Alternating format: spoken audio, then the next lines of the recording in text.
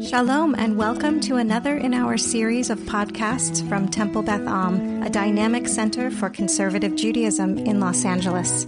This is a recording of Rabbi Adam Kligfeld's weekly Rashi study class. Hello to anyone who's listening, whenever you are listening to the Temple Beth Am podcast. We finished the Rashi on, I lost my page, chapter 9, verse 9. So we're hanging out, about to read chapter 9, verse 10 of Shemot. As is our custom, let me go back and read one verse so we get some momentum as we're introducing the plague of Shechin, the sixth plague. V'hayala avak, God is now still in the predicting mode. It will be like dust. Al kol eretz Mitzrayim, on the entire land of Egypt. Vaya al ha'adam, it will be on men, on humans. V'al ha'behema, on animals. L'shchin poreach avabuot, as a boil which is flowering these blistering bubbles. B'chol eretz Mitzrayim, throughout the land of Egypt. That's where we ended up last time. And we did the Rashi, who helps us understand what a poreach avabuot means. And now we're on verse 10. Unless anyone has anything lingering on verse 9. And why don't we ask Joanna to read? Let's give Joanna. Let's give Joanna the mic. Excited to see you in person. Let's give Joanna the mic. I'm well aware of that. Vayikchu et piach hakivshan, vayamdu lifnei Faro, vayizrak oto Moshe hashamayma. Vayishchin avabuot poreach ba'adam uvabehema. They took the ashes of the furnace and they stood in front of Pharaoh, and Moshe threw the ashes towards the heavens, and then the Shechin flowered bubbles on humans and on beasts. Good. On a human and on a beast. Right. Literally. Right. A singular human, kind of referring to humanity, right? The humans of the country, of the land. On some level, this verse tells us nothing we don't know. Right? Almost every word and even word phrase has been told to us already in verses 8 or 9 in what was going to happen, and now it's happened, right?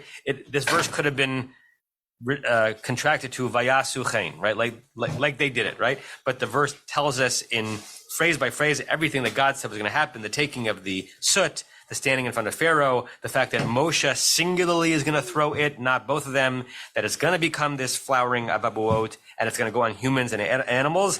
We could say, we knew that, right? So you actually can almost imagine Rashi having been quiet on this verse. He wasn't. He'll say something, but there aren't a lot of twists in this verse. But let's pause and see, does anyone find anything in the verse they want to ask about or say about before we look at Rashi? It's just interesting, that emphasis that they're there together, but Moshe is doing the throwing, because when you pay attention to the verb forms, vayikhu, vayamdu, vayizrak. Right, and we saw that in the future tense in the previous verses, that both of them are going to be told to go into this kiln. Both of them are going to fill both handfuls with the soot. But when it comes to doing the deed, it's only Moses, right? And the verse says explicitly that's exactly what happened. Anything else on the structure of the verse, phrases used, or we go right to Rashi? Sue? Let's get Sue a microphone. Leonard, can you pass that microphone down? I think we find it easier. It's easier outside of the stands. Yeah. Well, just this, the heaven word, we talked about Hashemayma last time a little bit and what that meant, but just now I'm sitting here thinking, we have feedback. I'm sitting here thinking, if he threw the dust heavenward, then like if you throw dust heavenward, falls back in your own eyes. It's kind of a messy business. Yeah. So that's kind of an interesting way to put it. Yeah, I forgot if it was Rashi or someone else talked about the double miracle here, that enough dust, there was that a small amount of dust, almost like the oil in Hanukkah, was enough to be thrown into the air and then reach all of Egypt. And I think, was it Yusu? Someone also said that we could also have read Le'nei Pharaoh to not just mean in his presence, but in his face, in his eyes, as if the dust was going forward and up at the same time. And that to him it was Right, because he is Egypt, right. I see Alan's hand, then I see your hand, Rick, but hold on, give it to Alan first. This is a more picayune question, but in verse 8, when it's Hashamayma, there's a patach under the first mem. But when they talk about Shamayma in verse 10, there's a kamatz under the first mem. Why would there be a difference like that? Verse 10 and 8. Okay, so first of all, Yehi Zichro Baruch. I wish Avram Holtz, who died last month, were alive and I could ask him. I don't know for sure. Here's my guess. There are, I can't, we've talked before how a segolate noun that has two vowels, when that noun appears in a pausal part of the verse, either at nachta, halfway through the verse, at least musically, and so pasuk, it goes to right? Lechem, lachem, eretz, aretz, gefen, gafen.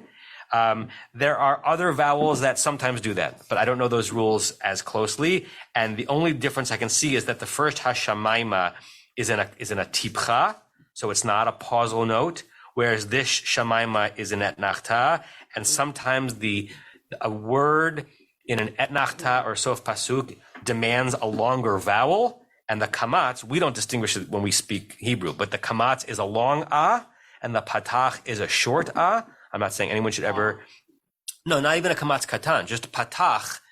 This vowel is technically the short version of the sound, and the kamatz, the regular kamatz, not the kamatz katan, is the longer version of the sound. But unless you grew up in some incredibly I don't know, like a traditional Yemenite family, like you wouldn't make that distinction. But from the rules of biblical grammar and modern Hebrew grammar, it's a longer vowel, and so maybe the etnachta draws the short patach into a long kamatz. Why we don't see that more often, I don't know, because it's not the case, Alan, that any word that has a patach that appears in an etnachta halfway through the verse gets a kamatz. This one does, but I've never seen that before. So good pickup, good eyes. Yeah. I see Rick's hand, then I see Barry's hand. Okay. On the vowel thing, I used to know, it was Kenner Lamb, I believe, Stephen S. Wise.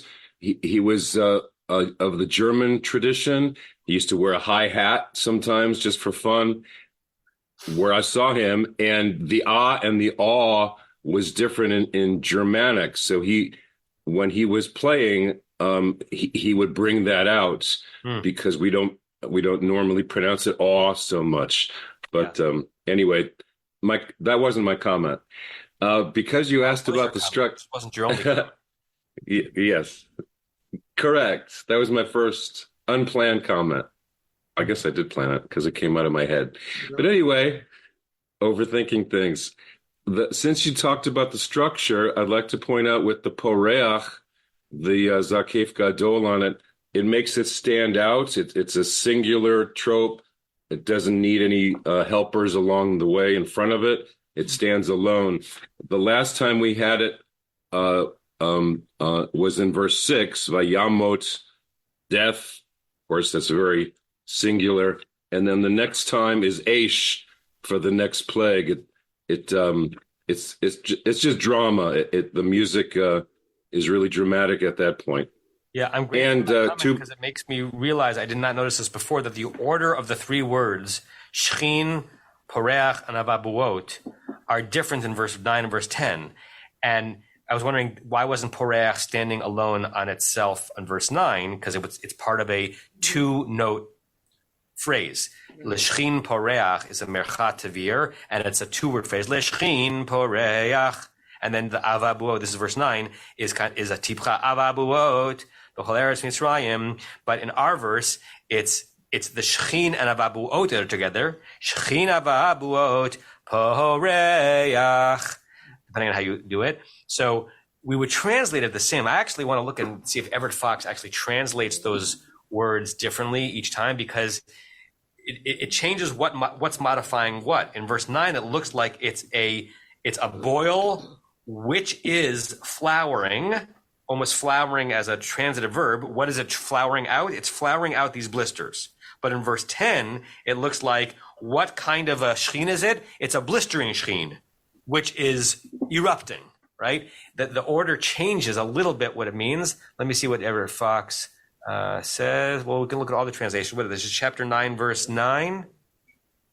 And then I'll share the screen with everybody. 10. Okay. 1 second. Well, it's 9 and 10. Yeah. Okay. Can someone do that? Oh, we don't actually need to in this case because you can see it. So this is Boils into in blisters. verse 9.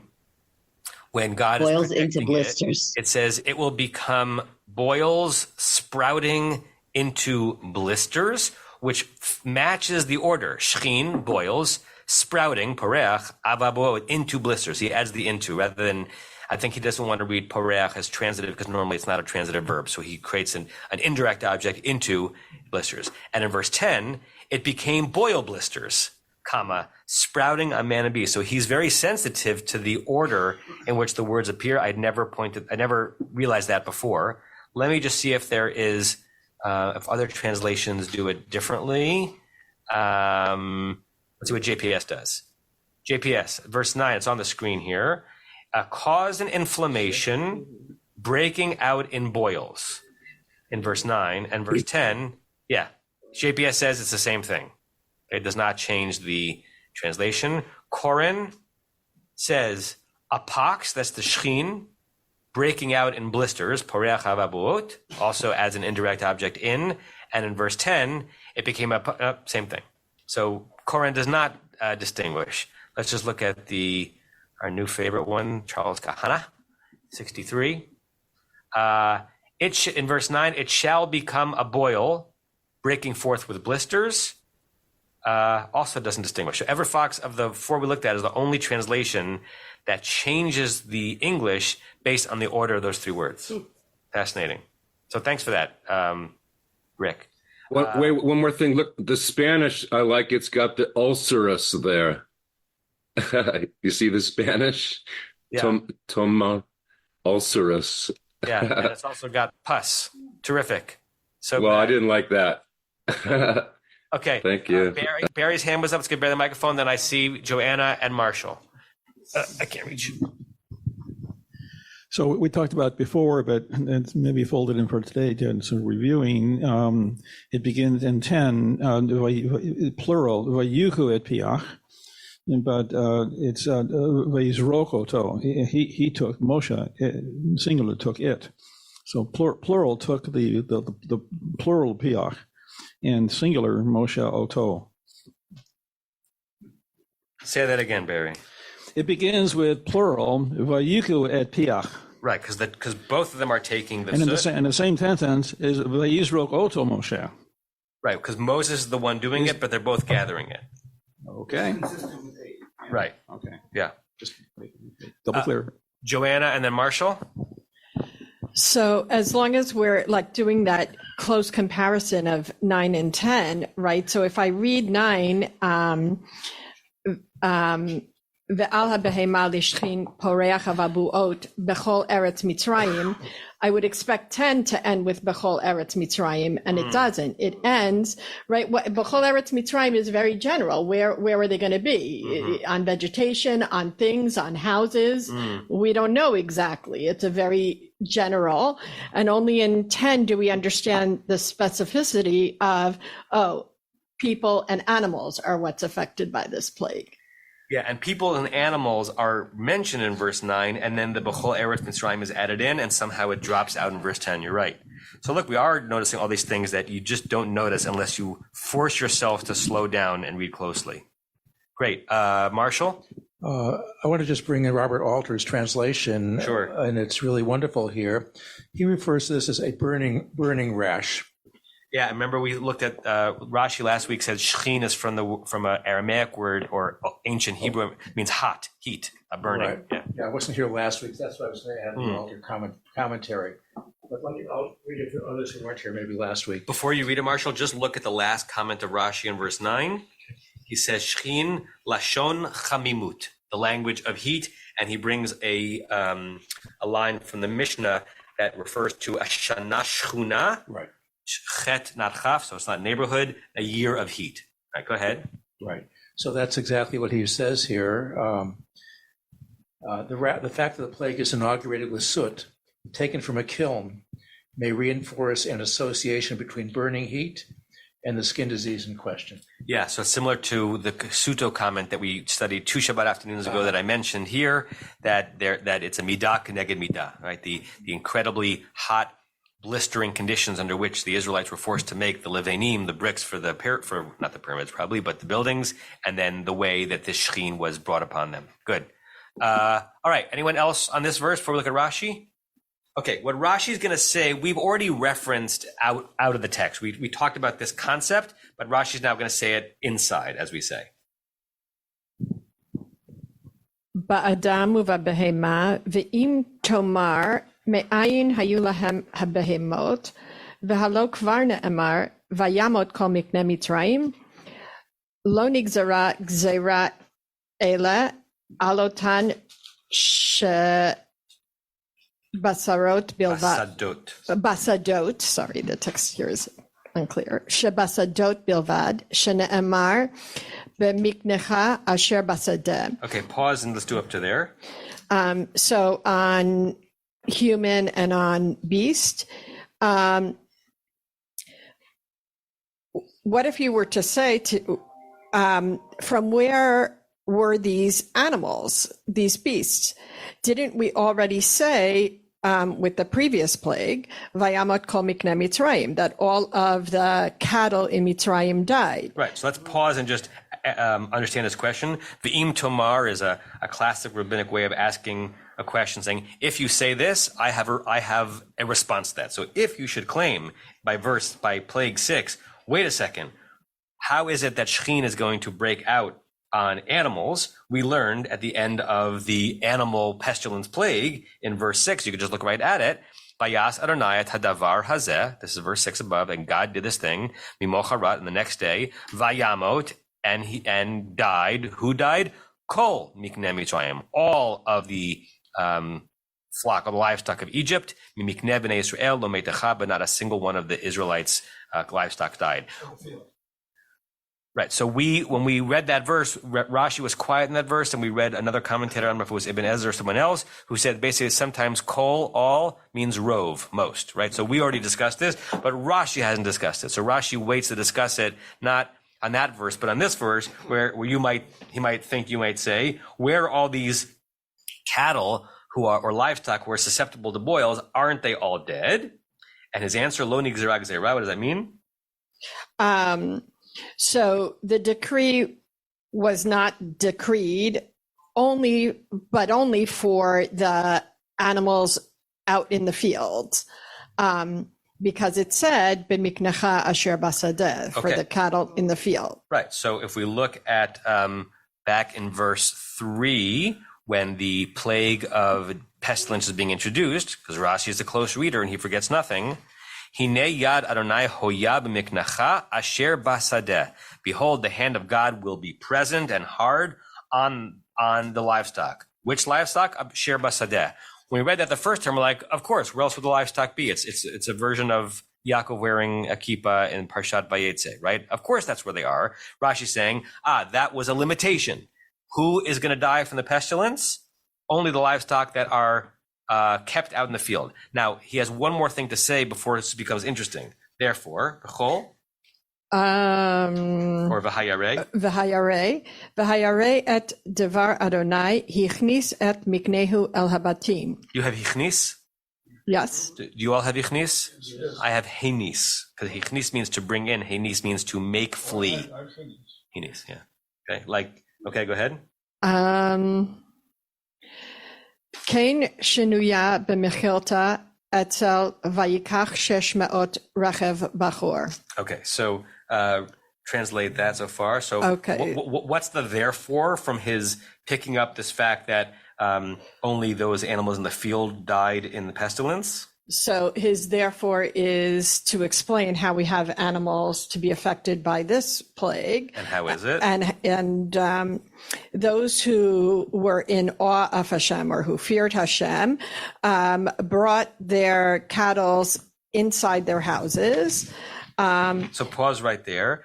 So Rashi is not on his own accord. He's using Midrashic text. He's creating a subcategory of not quite righteous Gentiles, but conscientious objectors, maybe Egyptian civilians who see what's happening in the palace. They're already at this point, when it came to Deborah, already at plague 5, which means 4 had come, saying maybe we should listen to this guy, this God. And if God says, because we overheard it in the loudspeaker, that all of the animals that were in the fields are going to die, maybe if we bring our animals inside, right, into our houses or into our pens, they will survive. And behold, they did. Right? So Rashi creates a situation where God's power both is bringing down the Egyptians and beginning to infiltrate the Egyptians who are open-minded to choosing the proper side in this battle. Right? All from the fact that there were animals left to be injured in the Shechem plague. Joanna? I was wondering as I was reading this, this notion that there were Egyptians who had some sense of awe of Hashem. If this is the beginning of the Erev Rav, who would attach themselves to Bnei Israel when they left Egypt. So the reference to Erev Rav, it's often translated as the mixed multitude, although in kind of modern American Jew speak, it's referred to someone in their last year of rabbinical school because they're Erev Rav, right? I wanted to know, I don't get the connection. Yeah. It's only a connection in that it's like lifting the phrase Erev Rav. Erev, the word Erev can mean something mixed, like an Eruv, right? So the Erev Rav was a massive number of mixed people who left Egypt with us.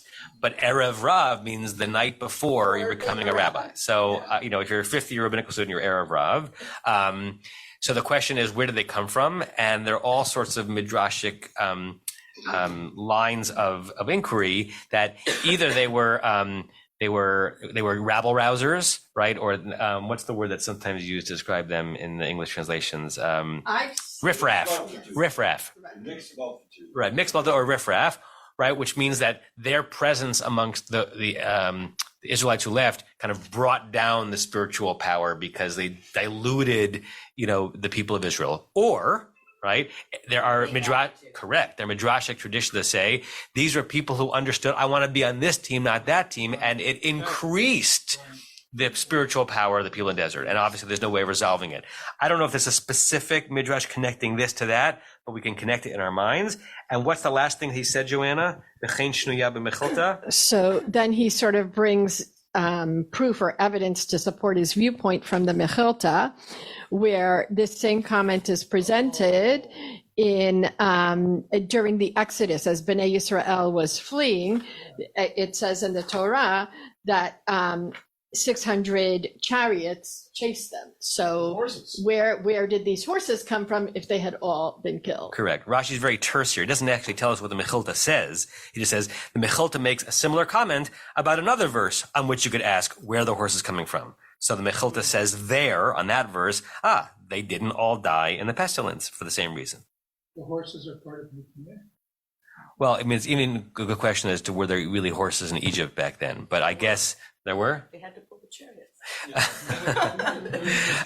I guess horses count nikneh in this way of understanding the story. Marshall's hand was up. Yes. And then Barry. Referencing your microphone. Oh, you have one. Oh, I didn't see it. Joanna's microphone was blocking your microphone. I didn't see it. referencing your reading of Rashi in your text, where it says "Hey niece" and not "Hichnis." Yes. The reference here is to "Chizkuni." It occurs to me that "L'hachnis" means to cause someone to enter. "L'hanis" seems to me like "Lanus" means to flee, cause them to flee. Right. Due to the urgency of the thing, you got those cattle into the house very, very quickly.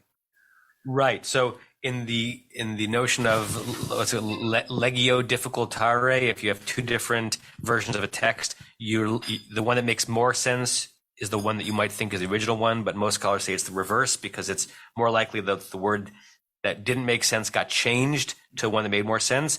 Hichnis does make more sense. Heinis suggests that the God-fearing Egyptians made their cattle, their livestock flee, right? But flee to where? Then they wouldn't be able to get them back again. So, which makes me think it was probably a henis, and someone said, no, this got to be hichnis, right? Because flee suggests a departure. Barry, and then Rick, I see your hand. Just very short. I assume they lived in small houses. How many cattle are we talking about in each house? Right, but once the cattle left the house, oi, what a machaya. Rick. When I was looking at the Rashi, I thought he was giving us an example of somebody moving a bunch of animals all at once. That he was focusing on. He took the 600. And they would have been horses. They wouldn't have been cattle dragging the chariots to anywhere. So I wouldn't have been nearly as afraid. Oh, look, there's Pharaoh behind a sheep. Running after us. Right. So I don't think it was comparing the animals. It was just, I think he was comparing the idea that you can just isolate a group of things, animals, and do things with them. But that's just my take. Yeah, I mean, well, if you look at the Mechilta there, what the Mechilta does makes the very same comment, that the question is on the verse, if there were 600 chariots, they had to be pulled by animals. How could there be any animals left if they all died in pestilence? And the answer is they didn't all die, because some of them had the blessing of being owned by God-fearing Egyptians who brought them inside. Okay. Okay, so that's Rashi on verse 10. If you, a quick look at your Rashi will show you that he's quiet for a few verses. So in those verses, we will look at other comments as is our custom. Okay, great. Alan, we haven't heard from you yet today. You want to read verse 11? You need a microphone. V'lo yachlu hachartumim la'amod lifnei Moshe mipnei hashchin ki haya hashchin b'chartumim uv'chol Mitzrayim. The Chartumim, the sorcerers. I love the definition of the necromancers. All right, they were not able to stand before Moses because of the boils, and the Chartumim, the boils that were on all of Egypt. Good. So another verse where we know what the words mean, but it's not 100% clear what's the specific information that the Torah is trying to convey here, because you could translate this or render this many different ways. And the question I have, and I don't want to lead the witness, is how do we understand the lo yachlu and the la'amod, and the relationship between their inability to stand, whatever that means, and the fact that they were also hit with the shechin? Because what it seems to say is that these courtiers or necromancers or sorcerers who have been helping out and occasionally have been trying to respond to a plague by saying, hey, we can do that too, or we can do it better. This time, they were not able to stand in front of Moses, right? We can ask, what does that mean, right? Were their legs hurting then? Were they embarrassed? But whatever it means, the reason was mipnei hashchin. The pnei here means really a because of, literally in the face of, but because of the shechin. Because we're being told that the shechin was also on the sorcerers in addition to being everywhere in Egypt. So let's play with some possibilities. What's the significance or the impact of this verse and the relationship between their having shechin and their inability to stand in front of Moses? Got Sue, Rachel, Allen.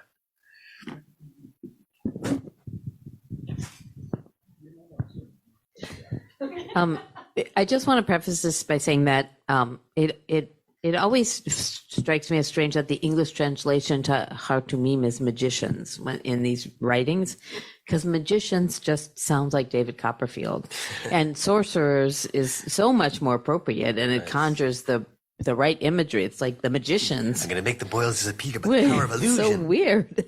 Anyway, I think they couldn't stand before him because their faith had been knocked over, that they couldn't stand they were starting to be worn down by the whole idea. Fascinating, particularly on the heels of Rashi's comment in the previous verse that the Chartumim, it's not that they literally couldn't, they couldn't tolerate the shame or whatever standing for Moses, because if they couldn't even prevent themselves from getting sheen, then they really don't have the power, and maybe they're on the way to being converted. Good, that's one possibility. Who was next? Rachel, and then Ellen. A more straightforward interpretation is if they had shechin on their feet, they literally could not stand. Great, right? So if particularly shechin that are hot and producing pussy blisters, they were rehabilitating, they were convalescing, they could not stand. Good, Alan. Yeah, I find it interesting that the focus is on the Chartumim and their particular response, and even it doesn't even talk about Pharaoh or everyone else. It says Chartumim over whole Mitzrayim. Right. So what might be most interesting about this verse is who is not referenced. Did Pharaoh have boils? Right? Does Pharaoh get spared the direct impact of the plagues until plague 10, or is he also suffering with boils? But we're not hearing about him. We'll hear about him in the next verse. But in this verse, it's just the sorcerers. Okay. Anyone else? Yes. Let's give Rosemary the microphone. I think for us it's easier to accept and know Moses. But for people, when Moses came in and started arguing with Pharaoh to let people go, nobody knew him well. I mean, it's like somebody now comes as his prophet. Do we accept him? No. And it takes time that people wake up. So in this case, besides the physical pain, I think the magicians started having doubt on their faith also. Yeah. And that's what weakens them more. Great. Because once you have your faith, you're strong, regardless physical disability. Good. So similar to Sue, this is the beginning of the weakening of the fealty that the sorcerers have towards Pharaoh. Marshall, and then Rebecca. I don't recall if we said that with the way the plagues are arranged, they get more and more intense each time. Mm-hmm. But Alter again gives an interesting insight. He said, in any case, what was noxious in the earlier plagues has now become physically unbearable. And that's really reflecting what Rachel was saying. They couldn't stand upon Moses. They couldn't stand in attendance upon him even. They were so disabled at that point in time. Right. So it's one thing to imagine the early plagues that Egypt is suffering a terrible inconvenience, but you know, like you can imagine that you know, that the people of high stature in Egypt could withstand it, and they could continue to having these encounters with Pharaoh and with Moses and Aaron. But now they're actually suffering themselves. Rebecca, Sue? I see a commentary from Ramban. That's what we're going to look at next. Oh, okay. Yeah. That's the one I pulled up on the verse. So okay. Hold the thought. I'll wait. Sue?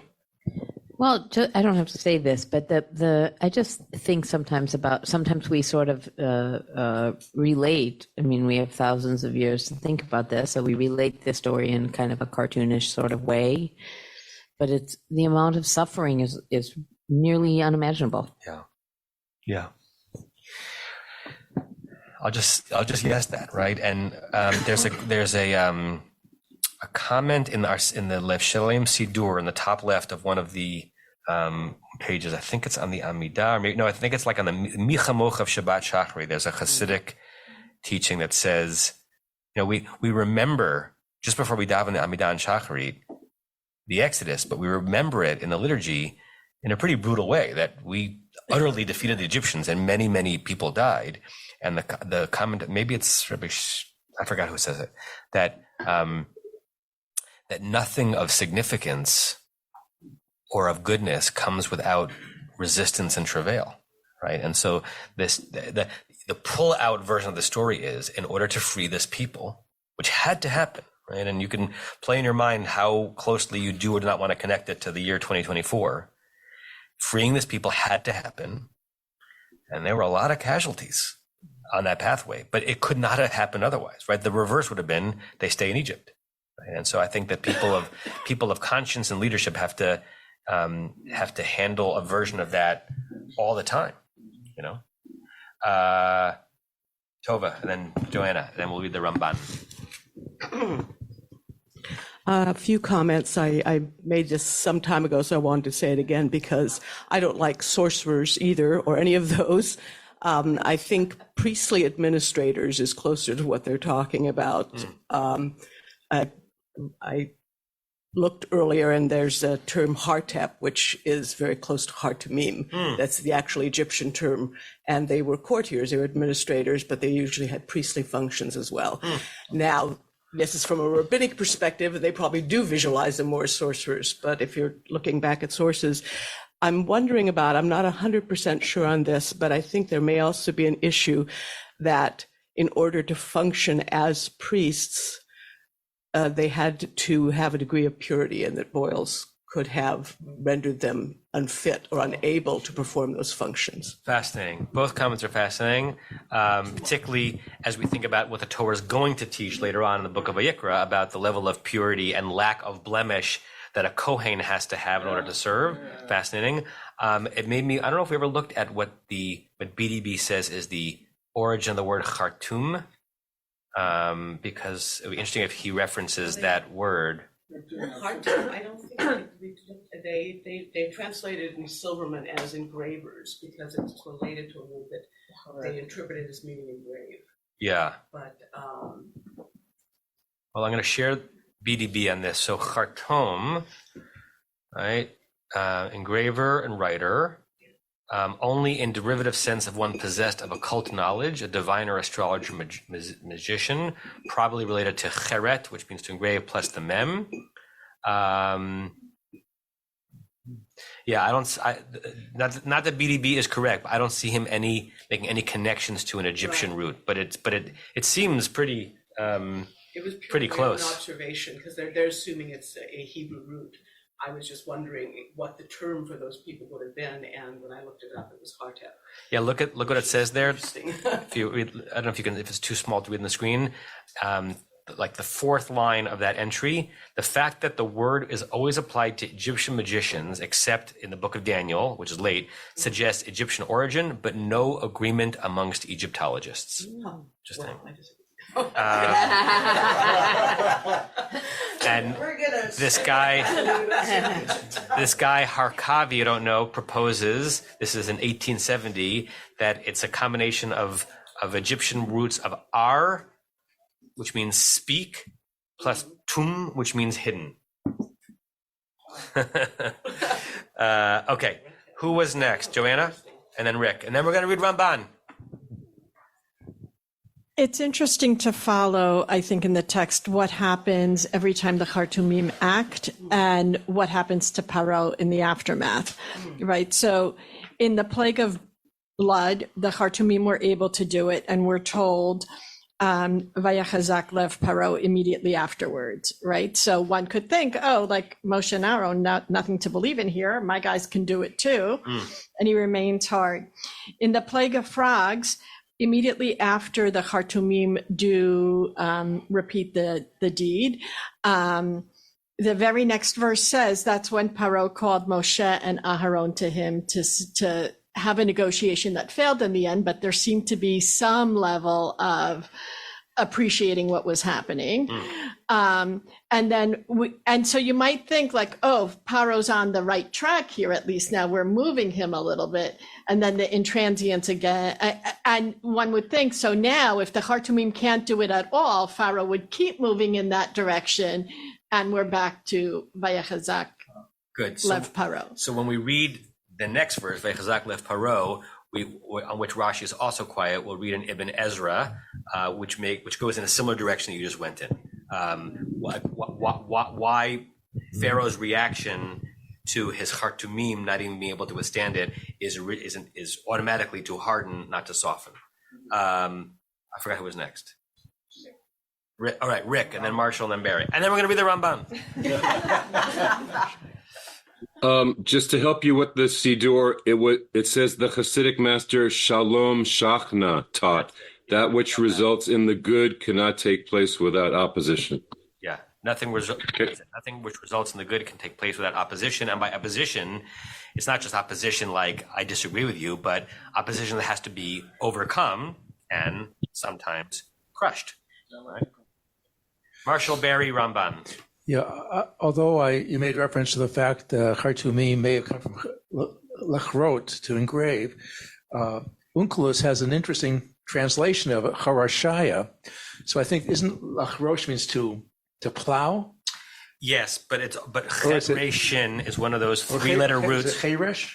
Like deaf mute? Chet Reshin is one of those three-letter roots that has several entirely different meanings and may not be related to the same idea, because if you think about Parshat Truma, Maseh Choresh, it's like high-level artisanry.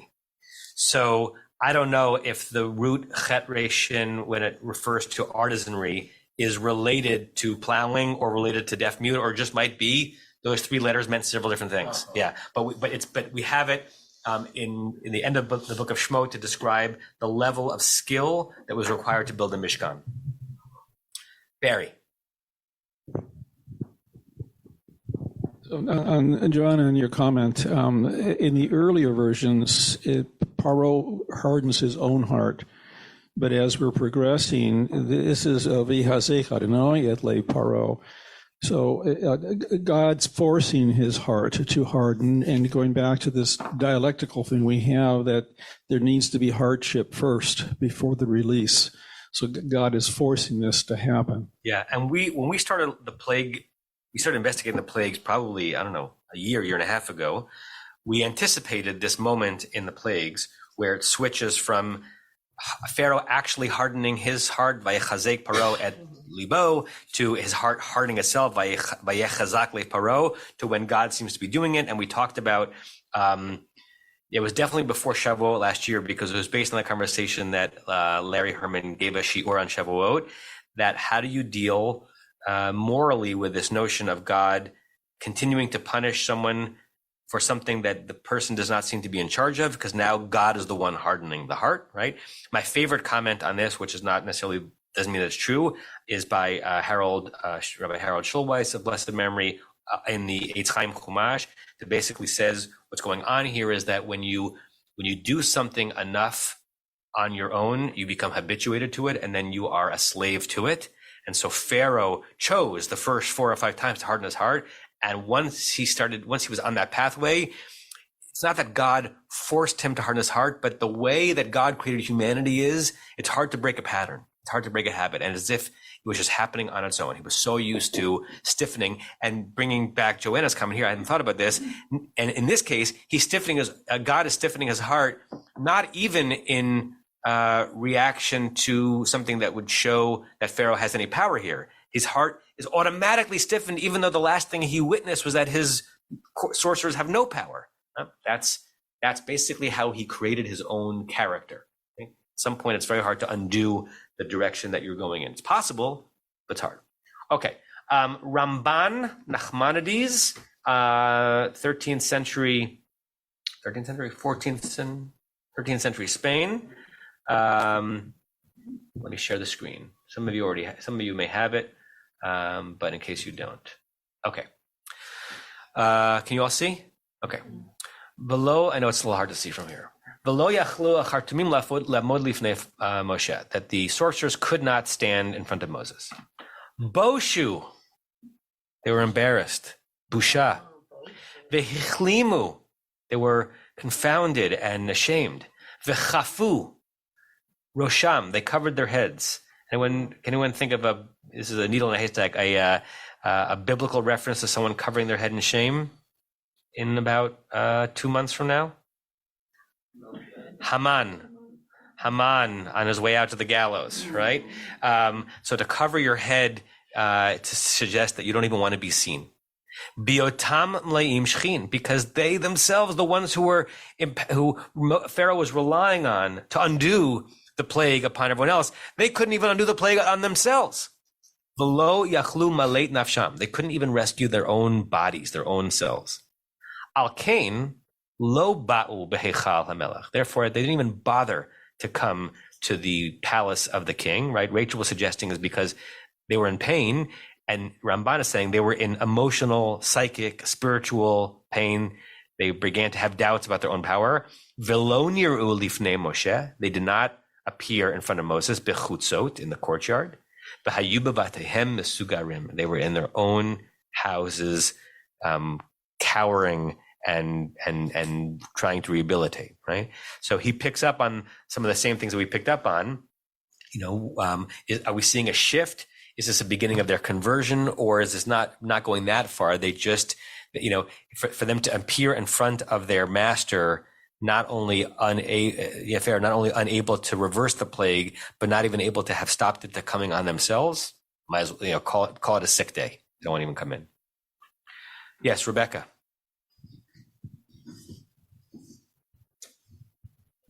I was also thinking in particular about the covering their heads to hide things. And so therefore they couldn't appear before Pharaoh because it's a sign of respect to be able to take your hat off.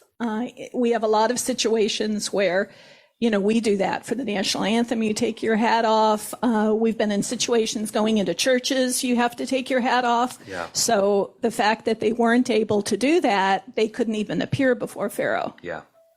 Good. Anyone else in this verse? Leonard? I have a question on Shadal. If you look in Sepharia. Okay, let me pull it up 1 second.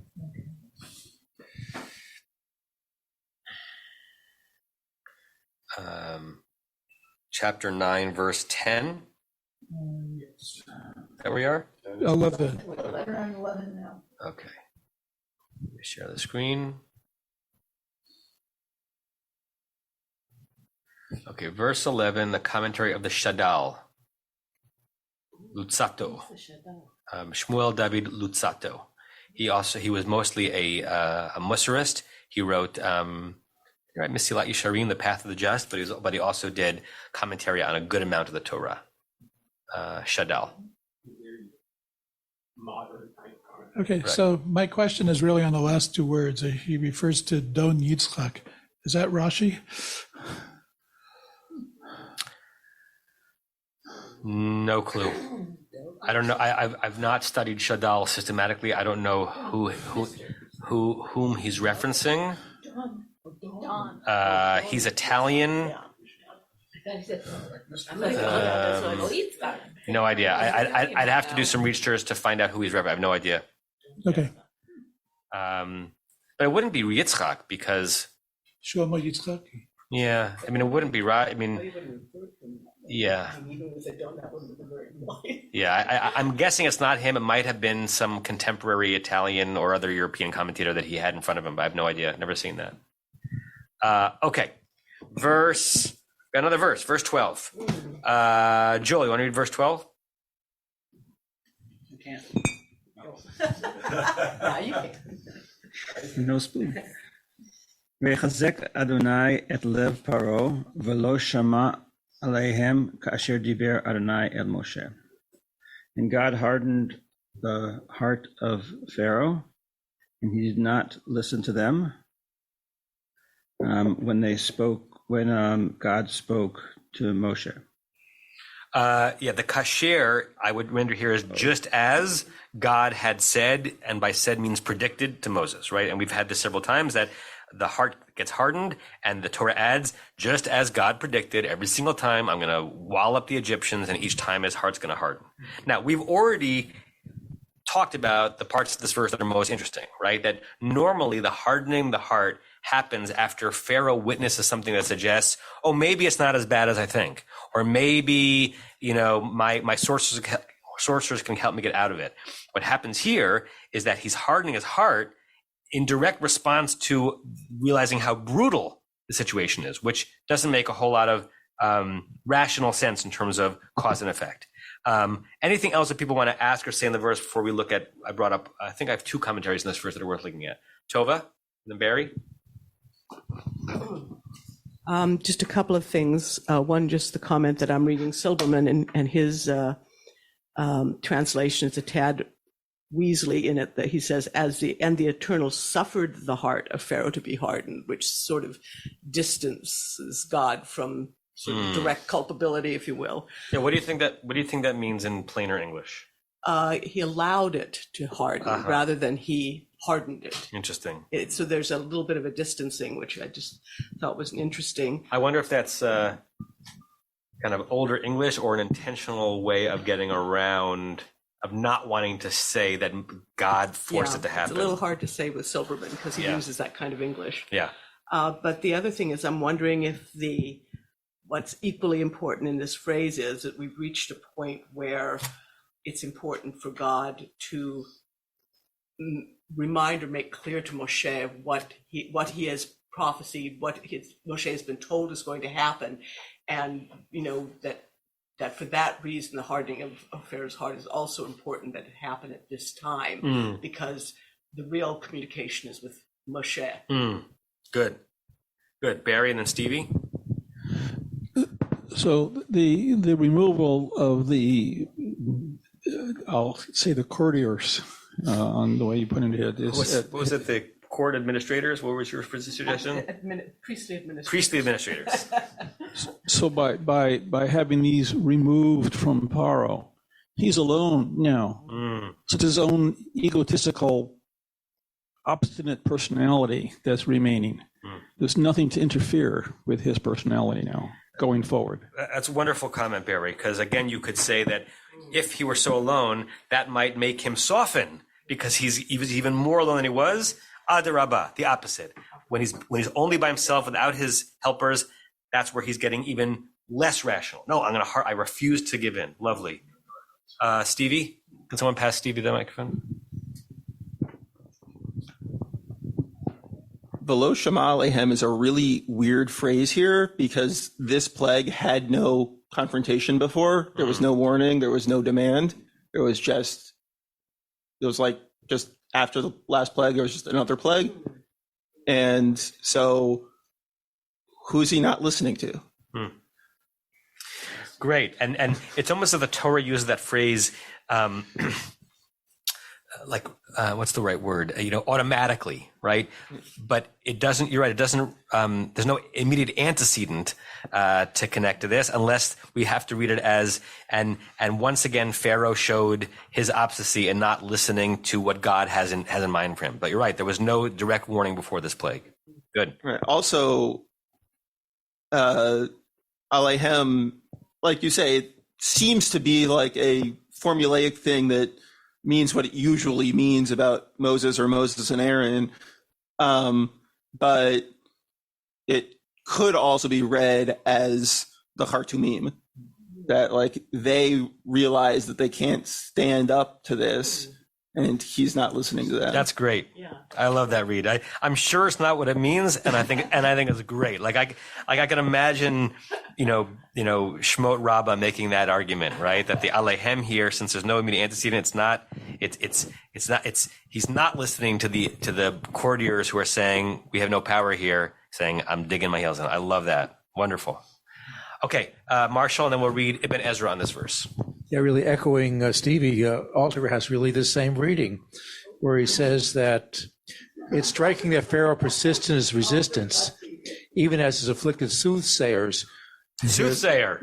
How many synonyms can we get for Hartum? He wasn't soothing. The experts upon whom he had been depending flee the scene. Yeah, flee the scene. Great. Now, probably Alter read the Midrash, but yeah, great. Also echoing what Stevie said. All right, in 4 minutes, let's read the short Ibn Ezra. I'm going to share the screen. Some of you have it, depending on which Chumash you have. Okay. Vayachazek Adonai. He says 5 short words. Al kain lo bikesh leha'atir. Literally, since God hardened his heart, or his heart was hardened, therefore, I'm going to add in, he didn't even, bakesh, request lahatir, that request that Moses plea to God to remove it, right? We've had before that when Pharaoh is in the height of his suffering, we're seeing him melt a little bit and say, I'm not willing to give in completely, but can you give me a break here? Can you go ask your God to turn down the volume? And then the hardening only happens after that. Here, he skips right to the hardening of the heart, and he does not even request that it be removed, meaning our understanding is, what's the status, before we get to the next plague, which is happening soon, what's the status of the Shechin? It's still there. There's no moment where Pharaoh asks Moses to remove it and he concedes a little bit, and then the next plague comes. He's just gone straight to hardening his heart, almost as if plague number 7, which is beginning, on the next verse, is happening on top of verse number 6, which means his double obstinacy is causing double plague, right? The footnote there, which is not Ibn Ezra, it's the commentator on Ibn Ezra, the modern commentator, as he did in the case of the frogs and the swarms. So he doesn't do it every single time, but there have been moments where he's asked Moses to intercede, and then only after that intercession does he harden his heart again. Okay, good. I guess we have time to actually read verse 13. We won't get to the commentary on it until next week. Leonard, do you want to read verse? Did you just read? No. Oh, okay. So Leonard, everyone's spoken today, which is wonderful. Hi, by the way, I looked it up. Don Yitzchak is Yitzchak of Barbanel. That makes more sense with a Don, right? Because he was like a, he was a Don of Barbanel. Nice. Okay, so I'm on 13. Yeah. Yomer Adonai el Moshe, Hashkem b'boker, v'hityatsev lifnei Faro, ve'amarta elav, ko amar Adonai Elohei ha'ivrim, shlach et ami v'yavduni. Okay, so a lot of that should be familiar. Okay. And God said to Moses, get up early in the morning and stand up in front of Pharaoh and say to him, thus says the Lord God of the Ivrim, let my people go. Send out the people so that they can worship me. Good, right? Somewhat formulaic. We've seen versions of this verse, not every single time a plague is going to be announced, but sometimes.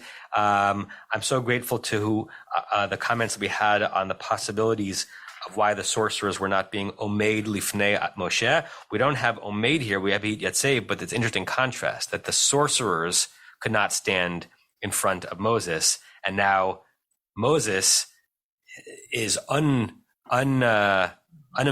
right? He's being told, you stand before Pharaoh. Pharaoh can no longer have his sorcerers around him because they are either wounded or they're embarrassed or both.